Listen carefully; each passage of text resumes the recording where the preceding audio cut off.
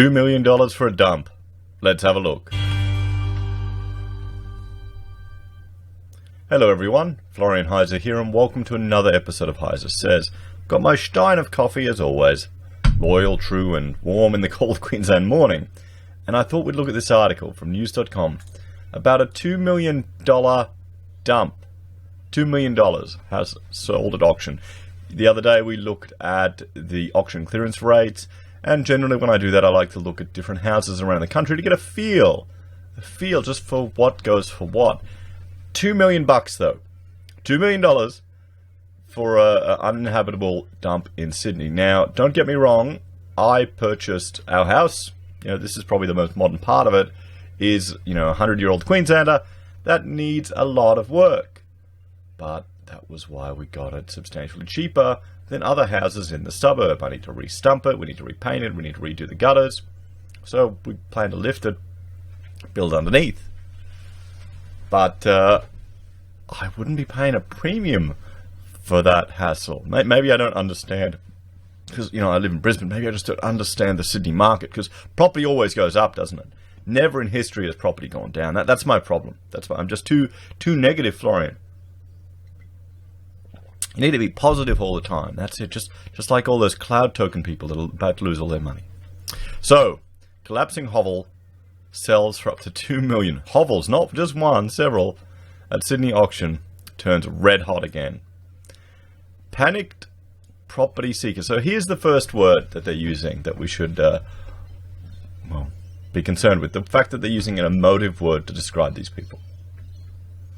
So panicked property seekers have been snapping up nearly anything for sale, paying up to $2 million for homes with no roof, termite damage, and other parts that make them uninhabitable, or other features. So, just look at this picture here. I'll zoom in a little bit so you can see it. There we go. I'll make sure we get all that. Just have a look at that, guys. Look at the damage there. Look at the cracking. You'd have to demolish the whole thing. You're paying for the land. You're paying for the land minus the cost of demolishing the building, I hope. I hope the power's still on. Wow. Uninhabitable homes with termite damage, collapsed ceilings, and sagging walls riddled with cracks have been fetching big prices in the latest sign that Sydney auction market has turned red hot. You know what it is? They want to get the same class of building that they're getting from Opal Tower or Mascot. Those cracks, they're not a defect. They're a feature. They're a feature you can afford to buy in Sydney, and cracking is just part of what it is. And the rusty fridge. Property experts said the unsightly homes were attracting inflated prices because of a crippling shortage of housing at a time of rising competition from buyers capitalizing on interest rate cuts. Or could it be that people are terrified of investing in apartments? Come on, look at that. I guess... you just have to, pull all this off, probably repair that wall, redo the floors. You could do it up nice, I guess, with a lot of elbow grease, but the issue is if there are main structural issues, you may need to take down most of the building, if not all of it. I guess you could recycle the bricks. Only about 430 properties went to auction Saturday, an unusually low number for a weekend so close to spring. And preliminary indicators suggest nearly 8 in 10 sold under the hammer. This was similar to weekly auction clearance rates for most of August, which hit a 2-year high of 78%, CoreLogic data showed. But you just said that fewer properties than ever went to auction, and they keep talking about auctions. But more properties are sold at private sale. I don't understand what this obsession is with auctions. Is it just because I don't know, they want to get the emotive response? They want to get the panic buyers just shooting up and, we'll find money, we'll do it somehow? You can't blame the agents. They want to get the best return for their client, and they want to make the best commission. Okay, this is making me feel a lot better about my roof. It's probably the one thing that's good on our house is the roof. The roof is fine. Oh, we've got windows exactly like that. So I've got to, I might do a video where I'm replacing the glass panes. The Rosella cottage had numerous structural issues. Yeah, well, that's a problem. Some buyers were responding to the heated market conditions with a sense of panic and were bidding up prices to leapfrog their rivals and snag a home before any potential boom. Auctioneers. Potential boom? Potential boom. Okay. Please correct me, guys, if I'm mistaken here, but a boom in the property sector has to be driven by an external source.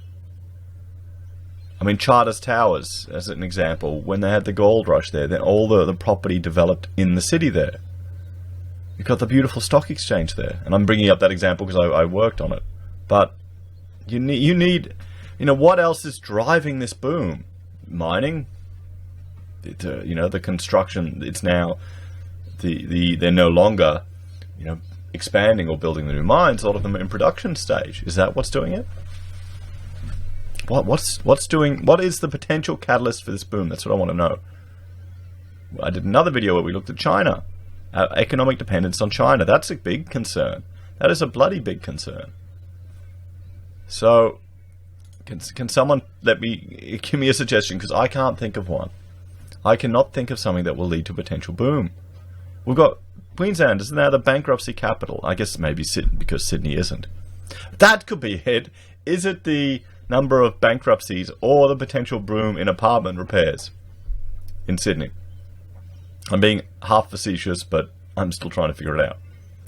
Fixer-uppers were among the most sought-after properties because they allowed buyers to put a personal mark on homes through a renovation or knock-down rebuild project, they said. Yeah, I can agree with that. Bresic Whitney, agent Chris Nunn, said fixer-uppers were popular in any market, but were getting particularly good results at the moment. 1.1 million in Newtown. Okay, let's bring up the Google Earth Pro, guys, because this is a joke. This is a joke. I mean, look at that. You got to pay. I guess you got a bit of scrap metal. Scrap metal, maybe. What's this? It's 179. Dennison Street, Newtown. 1.1. Am I just that naive that much money for a bloody dump is shocking to me? So here we go. We've got it here. Where's the front? Which street is it?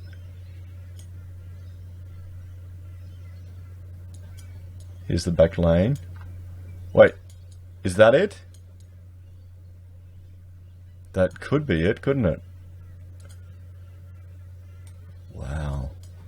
$1.1 million, guys. These tiny Sydney streets. There we go. There's, what was it? 83, and we're looking at 79. I'm going the wrong way. I'd have to. That looks too nice. There we go. $1.1 million.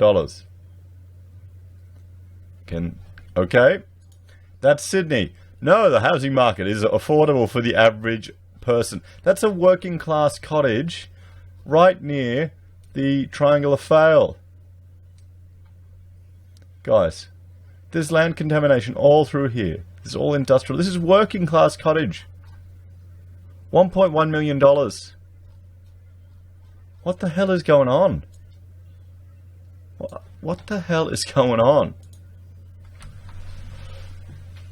Okay. Here's what's going on. And I need a coffee. I need a coffee because I don't understand this, guys. I mean, we saw what in looking at auction results the last 2 weeks. You could see for 200 grand what you could get down in Adelaide, in Tasmania, just the hour out of Hobart. Huge amounts of land. A fixer-upper too. She needed some love, but you could have a bath in that one, not in this.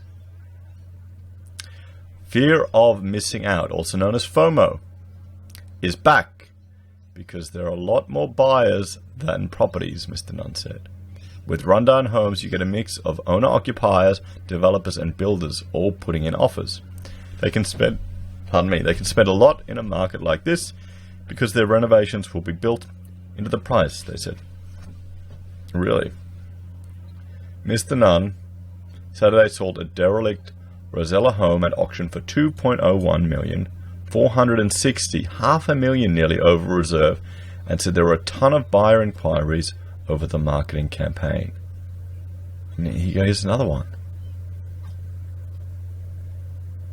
The North Parramatta home was burnt in a kitchen fire.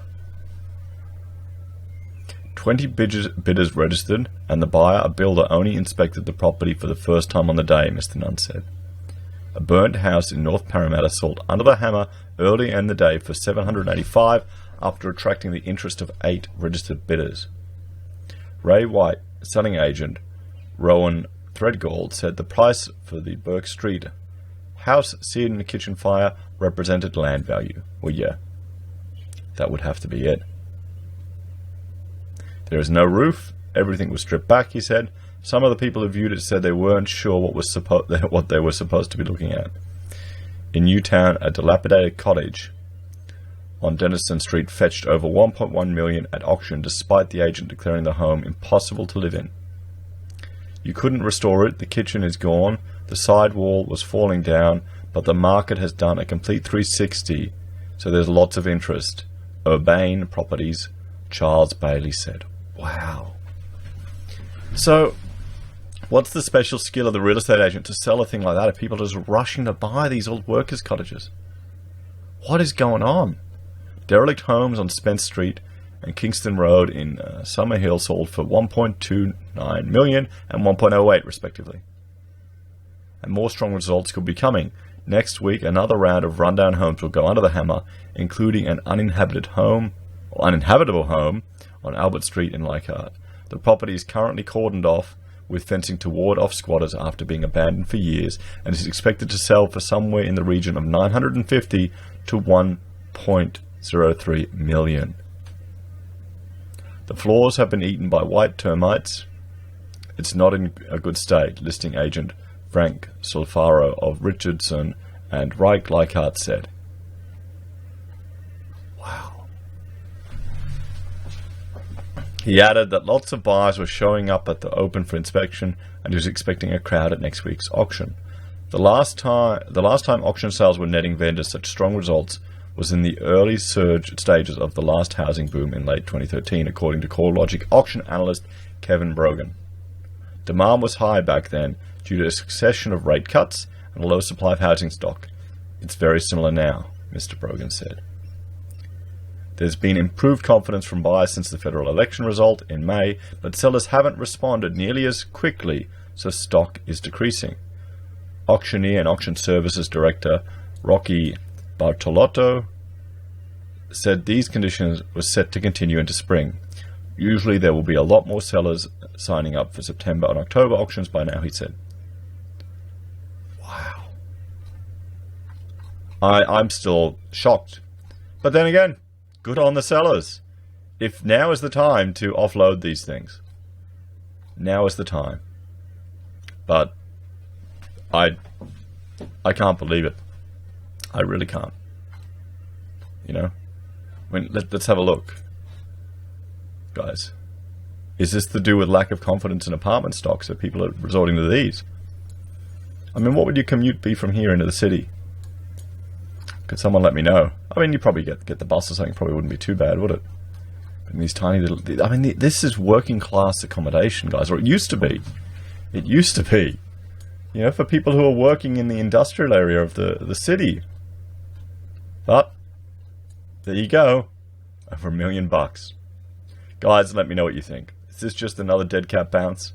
Or are people snapping up bargains? Take care, everyone. Like, share, and subscribe. And I'll talk to you later.